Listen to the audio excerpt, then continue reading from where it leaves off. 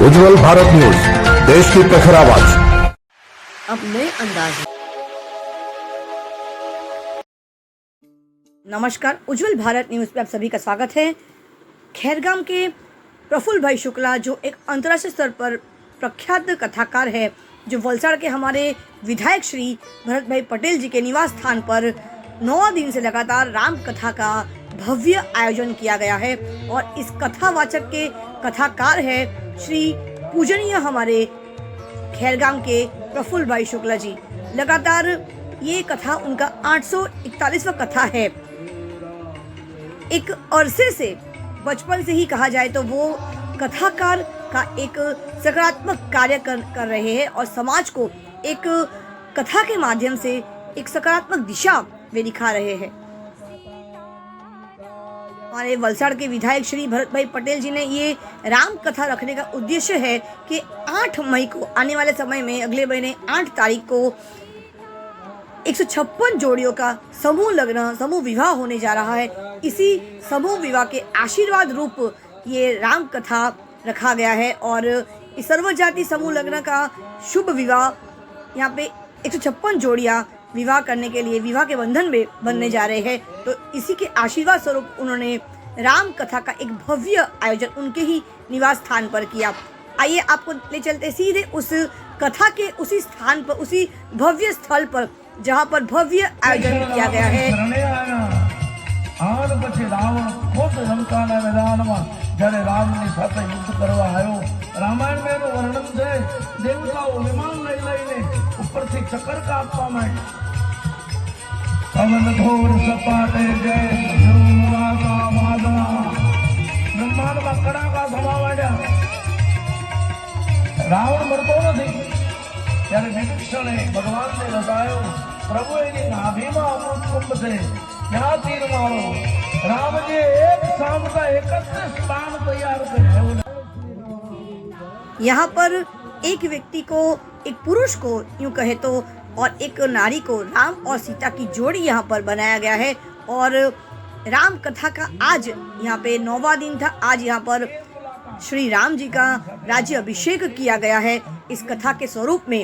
जिस प्रकार से एक समय पे अयोध्या में श्री राम भगवान जी का राज्य अभिषेक किया गया था, उसी स्वरूप से आज वलसाड़ के हमारे विधायक श्री के निवास स्थान पर भी इस राम कथा के दरमियान श्री राम भगवान का राज्य अभिषेक किया गया है।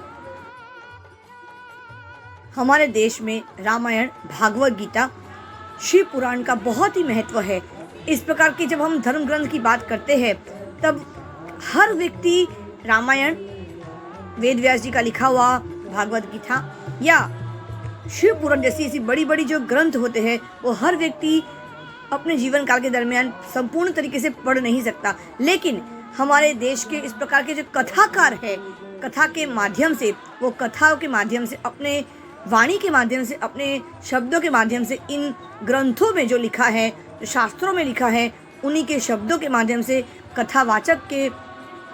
वे कथावाचक बनकर कथा के माध्यम से हर व्यक्ति तक इस ग्रंथों के शास्त्रों में जो लिखा है वो ज्ञान, वो सकारात्मक जो ज्ञान है, जो ताकत है, उस ज्ञान से मिलता हुआ वो ताकत को, वो ज्ञान को, वो विद्या को वो हर व्यक्ति तक, हर समाज के हर व्यक्ति तक, हर कोने कोने में वे पहुंचाने का सकारात्मक प्रयास करते हैं। वही होता है एक सकारात्मक व्यक्ति जो अपने शब्दों के माध्यम से, कथा के माध्यम से, उन ग्रंथों में लिखे हुए हर उस ज्ञान को हर व्यक्ति तक पहुंचाने का प्रयास करते हैं। आटलू वर्चस्व जो સ્થપાયું છે અને વ્યાસપીઠ પરથી કહું છું કે એક દિવસ એવો આવશે જ કે આપણા ધારાસભ્ય ભરતભાઈ પટેલ ગુજરાતના મંત્રીમંડળના મંત્રી બનીને વલસાડમાં પ્રવેશ કરશે।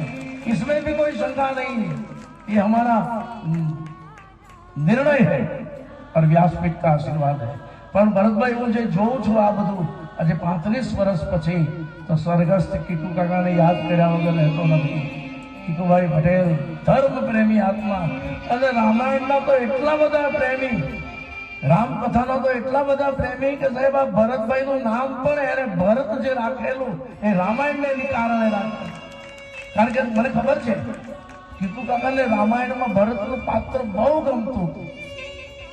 અમે ઉતારા પર બેસે ને તો પણ એ મને એમ જ કહે, બાબુ ભરતની કથા કરો ને, ભરત ચરિત્ર ગામમાં અર્પિત કરીને છેલ્લે મારા સદગુરુ બંડીવાલા બજરંગદાસ બાપાની કૃપાથી આ શરીરથી 841મી, કારણ કે ભાગવત કથા જે પાછળથી શરૂ થયેલી એ કાલે પૂરી થઈ, એ 840મી બની અને આજ આ શરીરથી 841મી કથા પૂર્ણ કરી રહ્યો છું.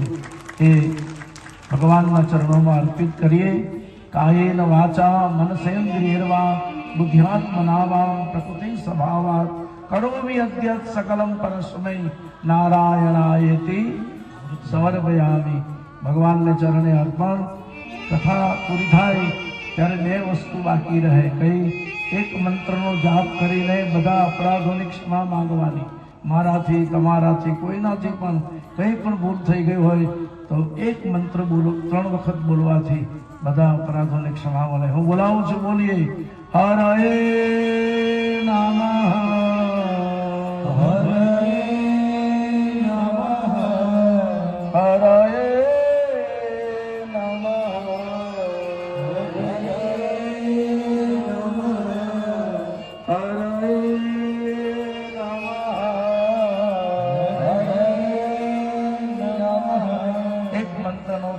જાપ કરીને આપણે અપરાધોની ક્ષમા માંગી લીધી.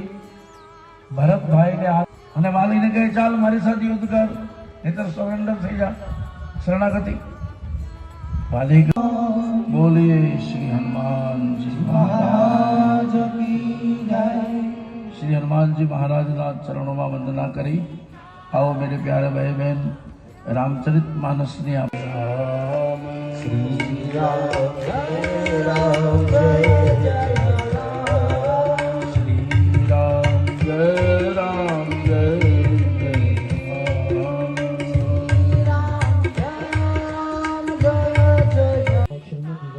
9 दिन से लगातार चलने वाला ये श्री राम कथा में हजारों की संख्या में लोगों ने इस कथा में हिस्सा लिया और लोगों ने श्री प्रफुल्ल शुक्ला जी के शब्द वाणी को, उनके सकारात्मक शब्दों से लोगों ने फिर एक बार राम कथा को सुना और उन्हें स्मरण किया. और जिस प्रकार से अयोध्या में जो जो राम कथा के दरमियान रामायण में जो लिखा गया है, जो जो चीज़ें यहाँ पे लिखा गया, उसी तरह से यहाँ पर भी वही चीज़ों को फिर एक बार दर्शाया गया. हनुमान जी सामने आવીને ભરતજીને કીધું, હે ભરતલાલ, રાવણ કુળનો નાશ કરીને સીતારામ સહિત, સીતા લખન સહિત રામ પધારે.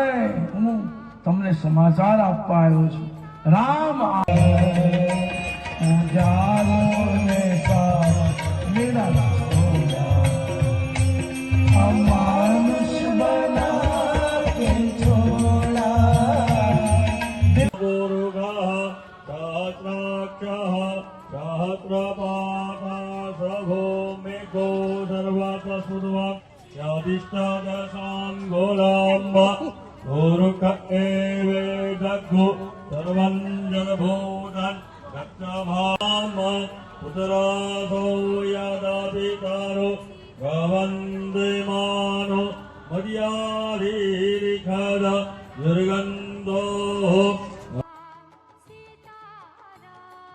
आज इस राम कथा के 9वें दिन में हर व्यक्ति ने इस महा आरती में हिस्सा लेकर इस आरती को एक महा आरती का स्वरूप दिया गया है. आप देख सकते हो कि हजारों की संख्या में यहाँ पर लोग जुड़े और इस राम कथा के इस अंतिम यानी 9वें दिवस में लोगों ने उत्साहपूर्वक इस महा आरती में हर व्यक्ति शामिल हुए और इस आरती को एक महा आरती का स्वरूप दिया गया.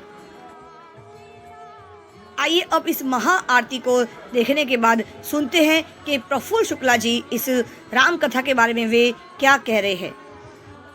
नमस्कार, उज्जवल भारत न्यूज पर सभी का स्वागत है. हमारे साथ खैरगांव से यहाँ वलसाड़ पधारे हैं प्रफुल्ल भाई शुक्ला जी, जिन्होंने न जाने अनगिनत कितने कथाएं उन्होंने की है और कथावाचक के रूप में आज हमारे वलसाड़ के इस पावन धरती पर उनका आज यहाँ पे पवित्र कदम यहाँ पे पड़े हैं और उनके पवित्र शब्दों से आज हम सबको वो कथा सुनाने जा रहे हैं. और आज इस कथा का जो है 9वां दिन है.